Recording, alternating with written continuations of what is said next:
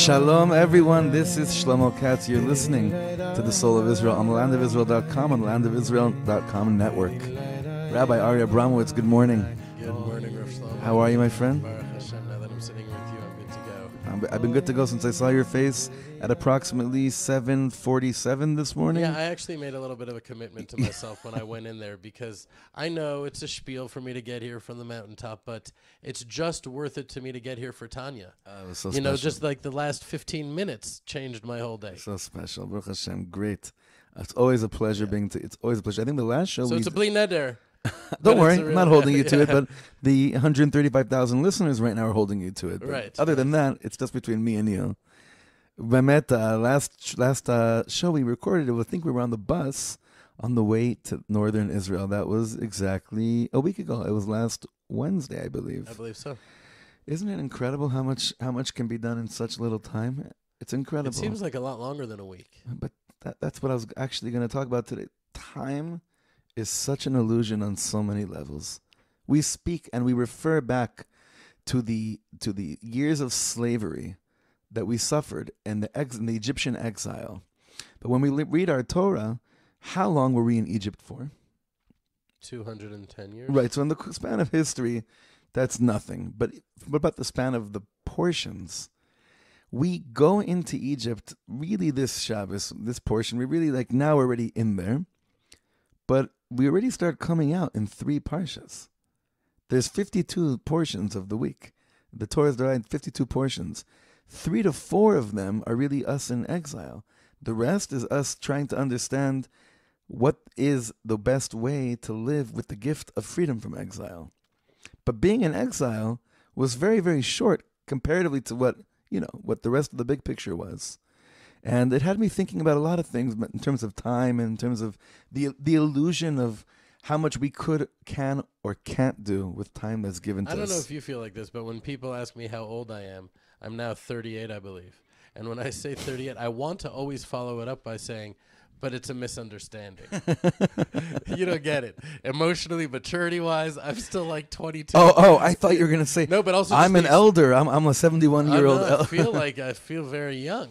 I feel it's very relative. It's very What, you feel confusing. older than you are or younger than you are? You know, I always clung to older people. When I was younger, my friends were always older. It's probably still like that. Like some of my closest friends, one of my best friends in the world was 69. He just passed away at 69. It's very bizarre. I don't know. Maybe it's my tikkun, my fixing is to let go of that and start watching Tony Danza, who's the boss again, and be okay with that and just connect to the inner little me. But I don't know. What do I know? Well, all I know is that... Tell me how that goes for you. Tony Danza marathon. Whoever it is. But as we go into this Egyptian exile, so even if we're there for 3 parshas, 4 parshas, whatever it is, it's time to really now sink our teeth in again into the causes of exile and the way we came out. Because if we remind ourselves and we learn the lessons that are given to us from what the Torah tells us, we really won't have to keep on reading about this, because we'll be done with the story. But we read it not because it's fixed. We read it because God is always telling us here and here and here. Physically you were removed, but mentally you're still in all these places. And something came to light a few years ago that I wanted to discuss. The Torah of Bereshit, of Genesis, ends off last parsha with the death of... Now I'm testing you. Yosef. Say it with conviction. Yosef. Thank you. Right, it was Yaakov and then Yosef. Exactly, with Joseph's death. And the first thing that we know about the king Pharaoh, it says, Vayakom melech chadash al Mitzrayim, a new king rose on Egypt. And what do we know about? The only thing we know about him. Asher lo yadat Yosef. Asher lo yadat Yosef. He didn't know Yosef. It's very bizarre. First of all, you'd think he would know Yosef, because Yosef, in the Egyptian culture, Joseph was probably one of the, his picture was everywhere. He was a leader. He was a historic shifter, iconic of the destiny of Egypt. Correct. So I'm sure that he knew who Joseph was. And further, what does it even matter? Why even let's say he didn't know who he is. What does that have to do with introducing me to Pharaoh? Well, tachlis, what does it have to do with it? So let me ask all of you, dearest friends, when it comes to Joseph, when to Yosef HaTzadik, what's one of the things that's always connected to Joseph? A certain concept that we have in our lives. What's one of the things he was always busy with? From the time he was a young kid, he was busy with this while he was in jail. It was very connected to the essence of his being. Dreams? Dreams. Dreams. Dreams. Dreams. Anyway, he's a dreamer. He's so lucky you could do that. Just start belting out beautiful music like that. I learned from you and Jeremy. Right. Yes. Anywho, I'm the songbird of our generation. It's 57 days till Purim. I'm feeding off the energy. Dreams. He's always connected to dreams. He's sharing his dreams. He's interpreting dreams, and he's seeing his dreams come alive right before him. Like in Parshat Miketz, when his brothers actually did come and bow down before him, he dreamt that. He's very connected to the concept of dreams.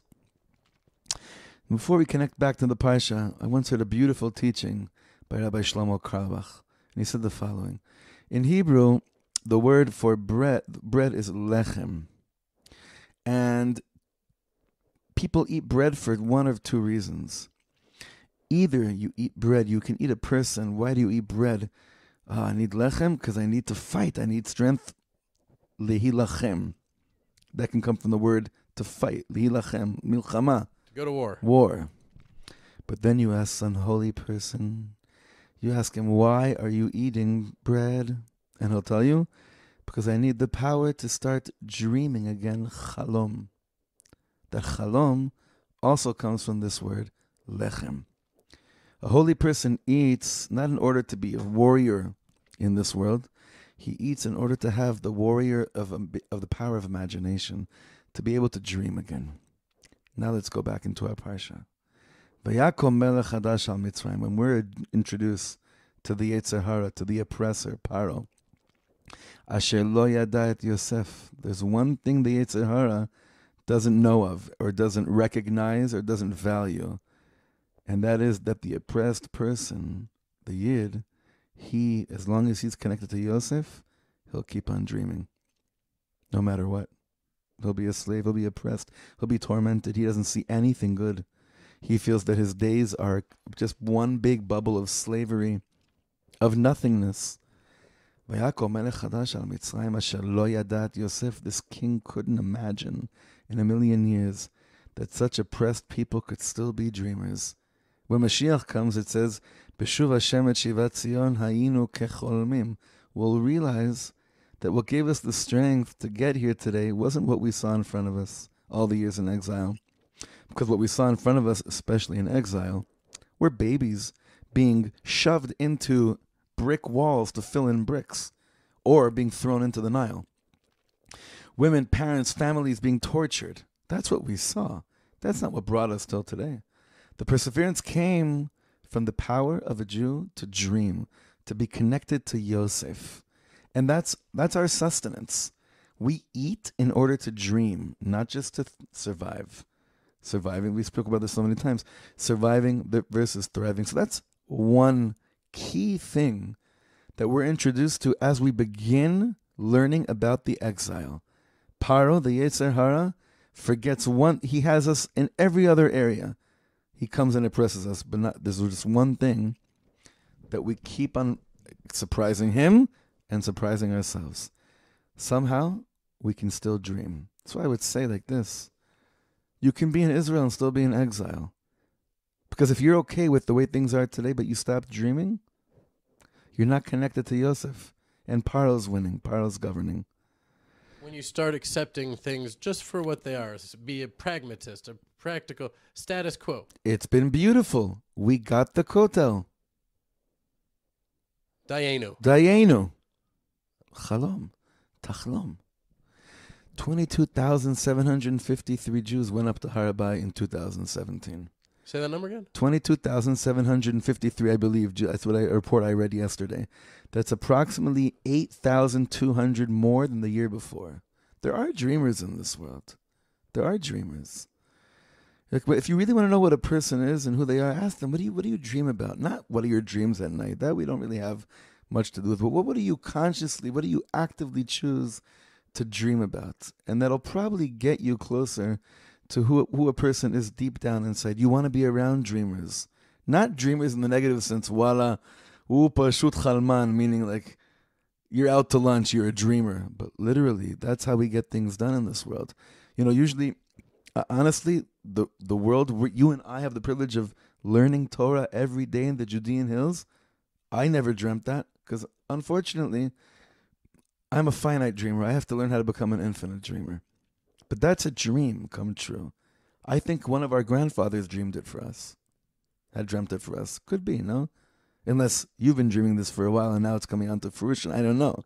But it's a dream to me. It's a dream what goes on in our shul. To me, it's a dream. But a real, serious, healthy, spiritual journey is filled with thankfulness for yesterday and not being satisfied for today. Because today's more. Today's more. So when we come down into the exile, we're told by Hashem, there's a new king that comes onto the scene, and he never ever believed in his wildest dreams that such oppressed people could dream. So that's one direct message to us, you got to dream. But that didn't begin the redemption yet. The redemption begins somewhere else.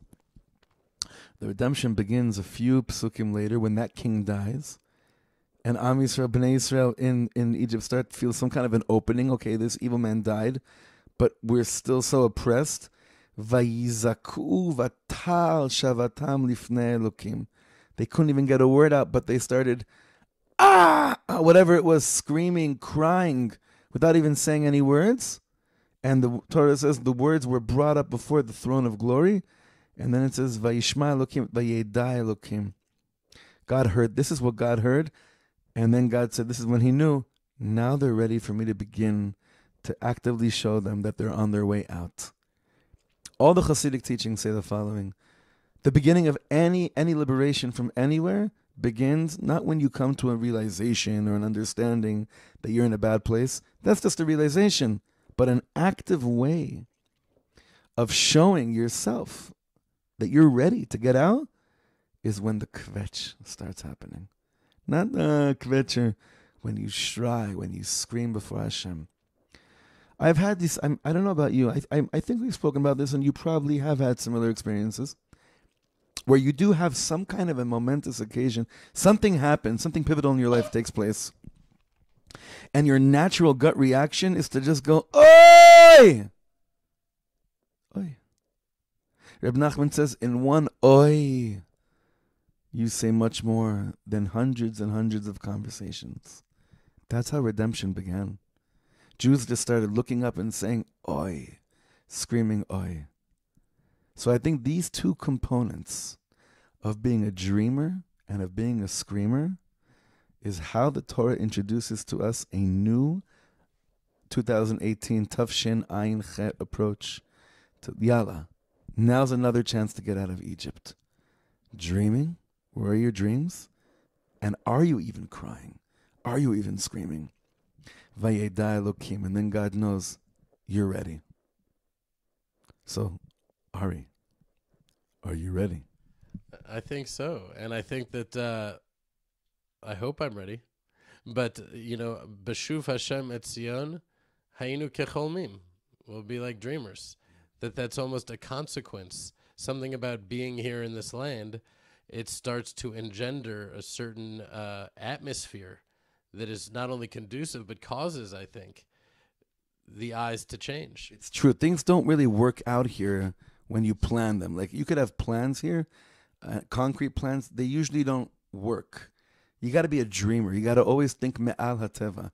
Here, I feel that very much here. That's the only way to get through, whatever is here, is by going above to that place. So, B'shuv Hashem et Shivat Zion, when we say that in benching, we're not talking about one day what will happen. We're talking about what's happening to us right now. Right now. It's January 3rd today? January 3rd, 2018. Tet Zayin Tevet. The 16th day in the month of Tevet, 5778. Dreaming, but with the dreaming has got to come crying. And I think that one of the things... Does it need to be crying? Or in the continuation of that verse in Psalms, it says we'll be laughing. Is there a fine line between the two? The laughing, I think, is when the geula is wrapped up.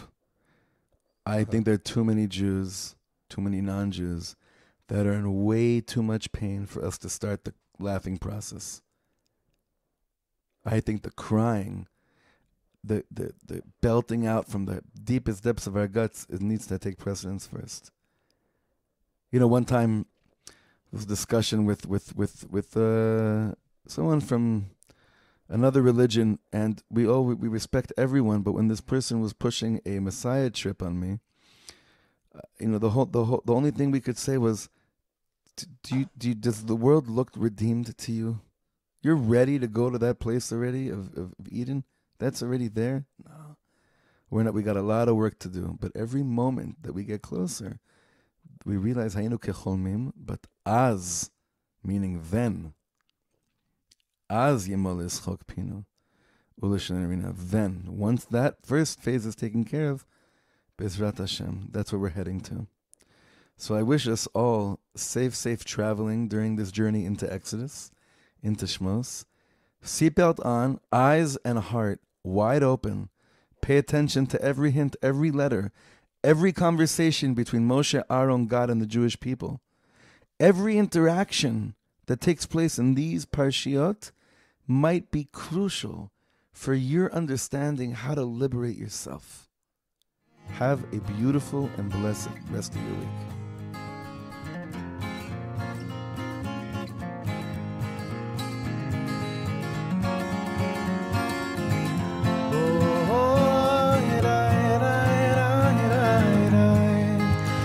Da da da da da